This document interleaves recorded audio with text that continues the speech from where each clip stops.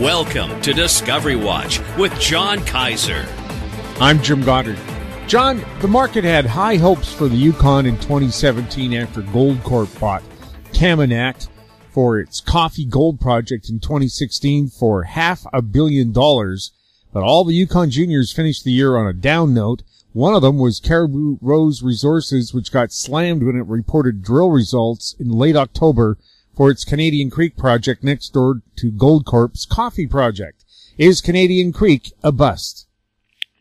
The negative market reaction to Caribou Rose's results almost seemed like a retaliation against all of the Yukon.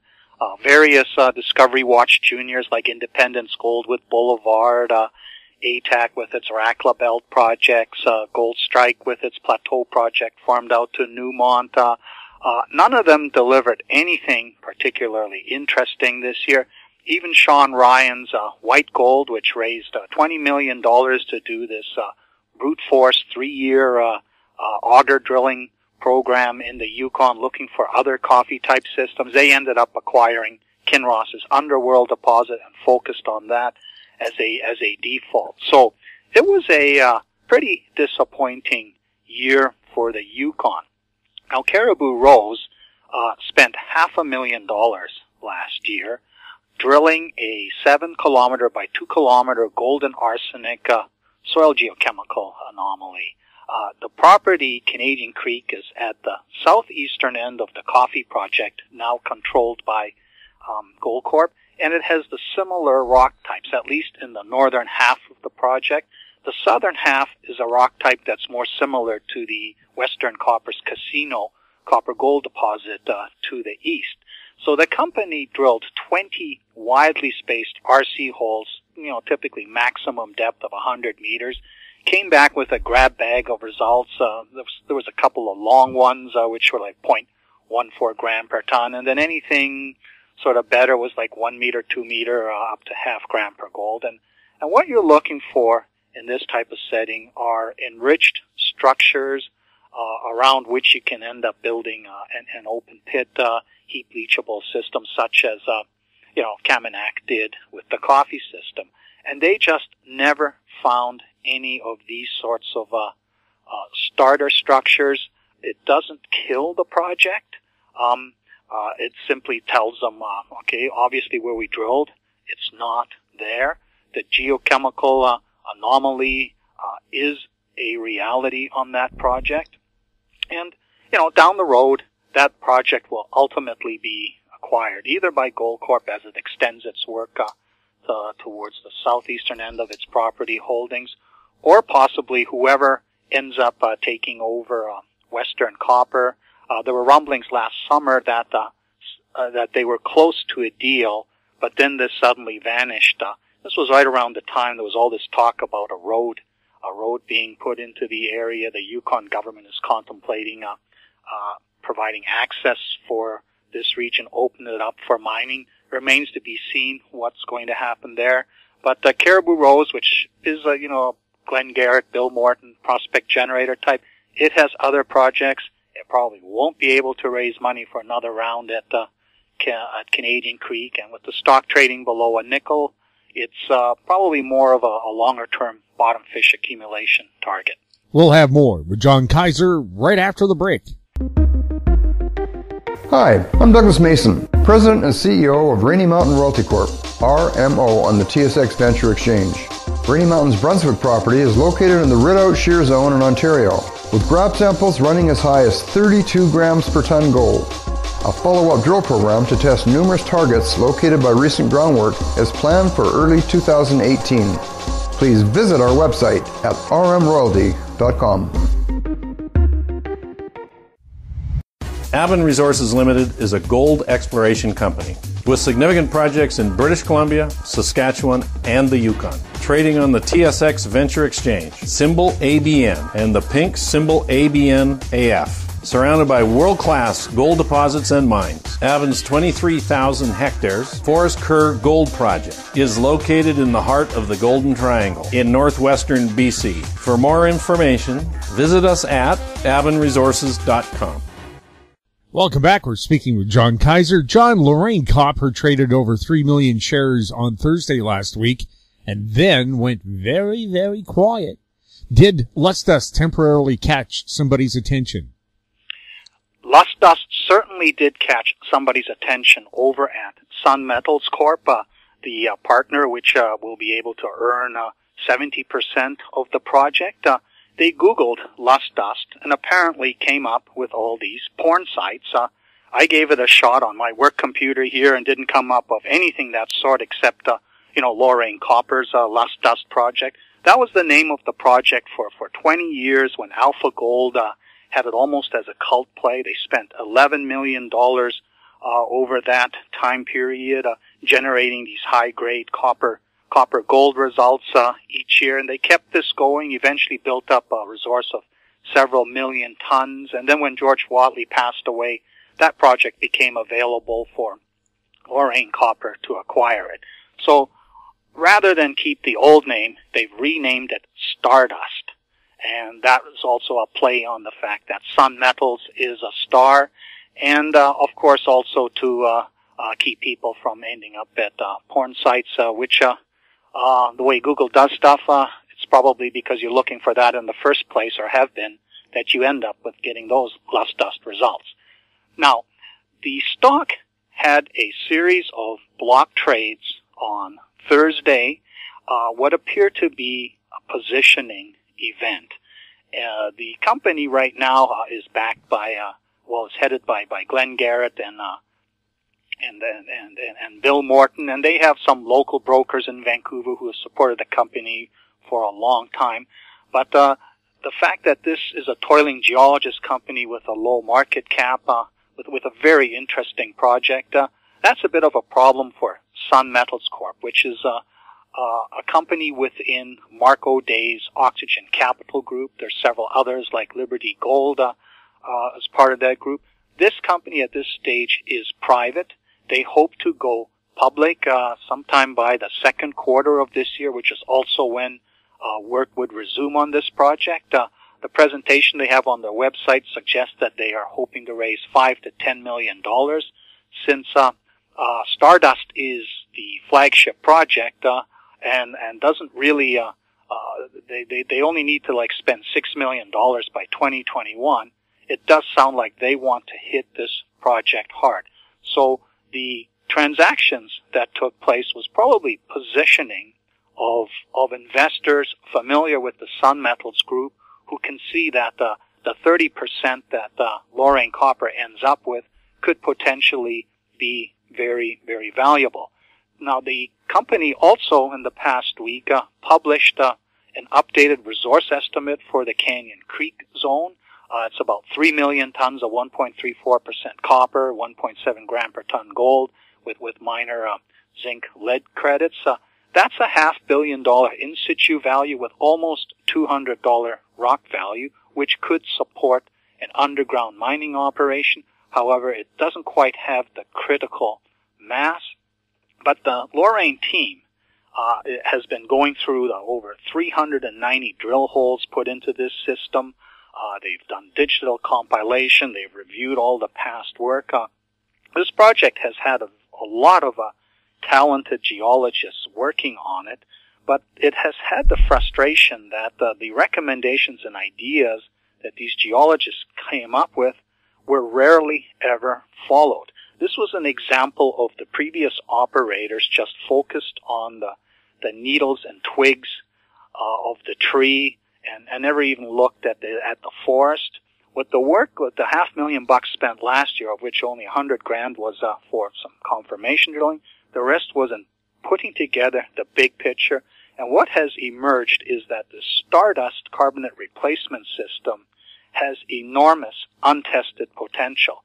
So this program that Sun Metals plans to launch, they could end up vesting within a year if they start converting this hodgepodge of zones into a much, much bigger system. So I expect that whoever sold this stock at this 11th hour, you would think, why would they sell it? Well, I suspect we'll probably see another private placement happen in the not too distant future that replaces that stock. And this Stardust story will be the vehicle that enables Lorraine Copper to perhaps do a deal with Teck on the Lorraine project, which Teck owns 51%. It's a Mount Poly style of copper porphyry system where you have multiple intrusive centers with considerably smaller alteration halos than you do with some of the big giant porphyries. Management thinks that there's an awful lot of potential there to go beyond the 30 million tons of 0.6% copper with a meaningful gold credit.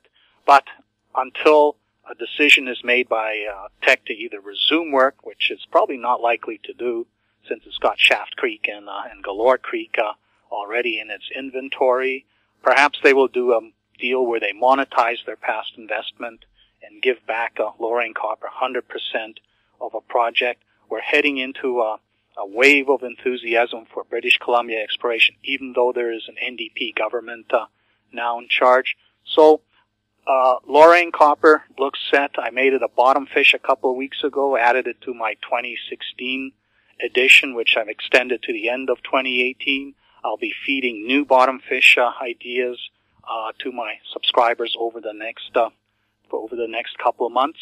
And I think the Stardust, the sun will really shine on that play this year. Serengeti published drill results for its UDS project yesterday. It also owns the Konika project to the south of Stardust. Stockwatch gave the news release the headline, Serengeti drills no significant assays at UDS. Is UDS also a bust? Now, that headline is not what the company published. The company published as headline, Serengeti identifies strong sulfide system at UDS. And that's not the same thing as just sort of dismissing it as a failure. The story at UDS is that Serengeti believes that a big IP chargeability anomaly is a possible fault offset extension of the now depleted Kemess South copper gold deposit. This is now owned by Centerra after acquiring Orico Metals, which is developing an underground portion of this system in the northern part of that property.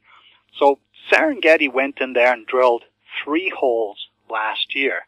And what they intersected was 10 to 20% pyrite, which of course explains the IP chargeability anomaly, but the gold and copper grades were anomalous at best. So in that sense, yes, from an ore potential, the results are insignificant.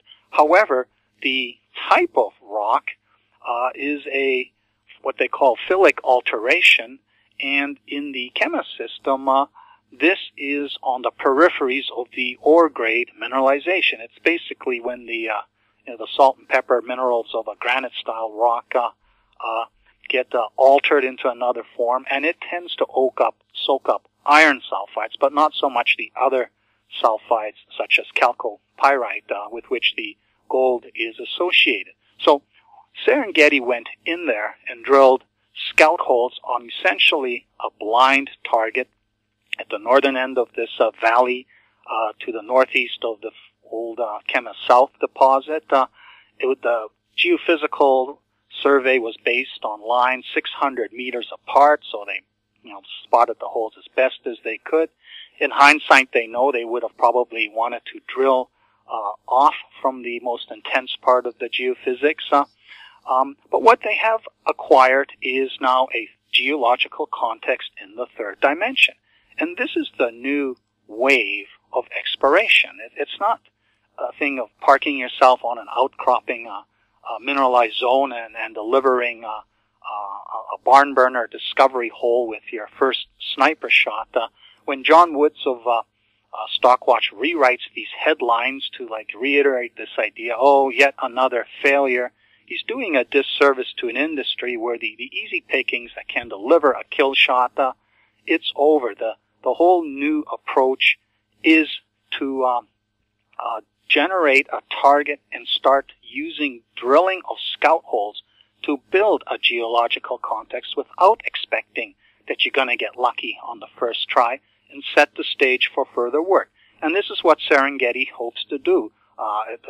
For a program that's probably would cost $600,000, they will do more lines between the old ones to give better resolution to the geophysics. They'll extend it to the northeast up the valley, and then they will drill holes that aren't so much targeting the most intense part of the geophysical anomaly, but more off to the sides where the copper-gold mineralization is more likely to be. And, you know, the juniors love to drill the heart of an IP anomaly. Serengeti and Fiordland did that on their Milligan West project. They drilled several holes into the IP targets, did not get much to write home about. They now think that the weaker IP anomaly just to the north of that, what they call the Heidi, that's where they need to put one more hole into in order to kill that one. So the UDS is not a bust. The Milligan West project is a bust with or almost a bust with maybe one more hole left to kill that off. And with regard to the Quanica project, that was frustrating last year because very little work, in fact nothing got done because POSCO Daewoo spent the entire year making up its mind about whether it would acquire 35%, and then when it made that decision, the paperwork dragged on until it was in the fall and too late to do anything. But Serengeti now has $7 million in its account to start a pre-feasibility study that they hope to complete in mid-2019. Much of the 8,000 meters of drilling is going to be sort of tedious infill drilling, geotechnical drilling, metallurgical sample drilling, but they are going to deepen that hole drilled into the southeast part of the deposit, which ended in strong mineralization that got the market excited in 2016 to see if there's more high grade plunging off in that direction. And they will revisit the step out, the IP anomaly to the north of the Quanica deposit, which suggests more mineralization. The hole they drilled in 2016 again hit more pyrite and not so much copper gold. But with the additional information that they now have, they can do follow-up drill hole with more geological context to link it to the anomaly. And maybe this time the kill shot will deliver a substantial expansion to the north of the main Quanica project, which would, of course, have the unfortunate result that they would have to do discovery delineation drilling and probably push the pre-feasibility study beyond 2019, because, of course, if you have a lot more there than you originally planned, you have to find the limits of the system before you do all the pre-feasibility caliber work. John, what about the investors forum coming up at the Rosewood Hotel? Serengeti Resources is one of the 5 companies in my flight. It's on Saturday afternoon. The Metals Investor Forum is at the Rosewood Hotel in Vancouver, January 19th to 20th, Friday and Saturday. And yes, Serengeti's in my session. I will be there. And in our next Discovery Watch, I'll be updating our audience on the other 4 companies that will be presenting in my session, which are Azimut Exploration, InZinc, Nevada Exploration, and Toachi Minerals. We'll have more with John Kaiser right after this. I'm Larry Ray, President and CEO of American Manganese, Inc., listed on the TSX Venture, ticker symbol AMY, A-M-Y, with proprietary patents in the U.S., China, and South Africa. Our focus is on recycling lithium-ion batteries for electric vehicles. China recently legislated the responsibility for recycling onto their electric vehicle manufacturers and importers. For more information, please visit AmericanManganeseInc.com or phone me, Larry Ray, at 778-574-4444. Arctic Star Exploration, operated by a team of proven mine finders, is focused on diamonds in Finland and the Northwest Territories of Canada. A work program is planned for our Finland property that contains diamond-bearing kimberlite. Arctic Star trades on the TSX Venture Exchange, symbol ADD, and the Frankfurt Exchange, symbol 82A1. please visit our website at arcticstar.ca or call us at 604-689-1799. Welcome back. We're speaking with John Kaiser. John, is there any new junior with an upcoming winter drill program we should be watching? Well, it's time to start paying attention to Saskatchewan, northern Saskatchewan in particular, where Eagle Plains will have 2 drill programs getting underway in February to test for high-grade gold, not far from the CB gold mine, which is now operated by SSR Mining, which used to be called Silver Standard. They bought out Claude in early 2016. The CB and Santoy mines are high-grade, greenstone-hosted, vein and shear-controlled deposits. They've never quite had the cachet of the Abitibi greenstone deposits such as Timmins, but over 1.2 million ounces have been produced in the last 20 years. There's at least another million ounces of 7 to 8 grams per ton of rock value of rock outlined. And Eagle Plains, between 2012 and 2016, basically during the bear market, assembled a large land position to the southeast, which it calls the Fisher Project.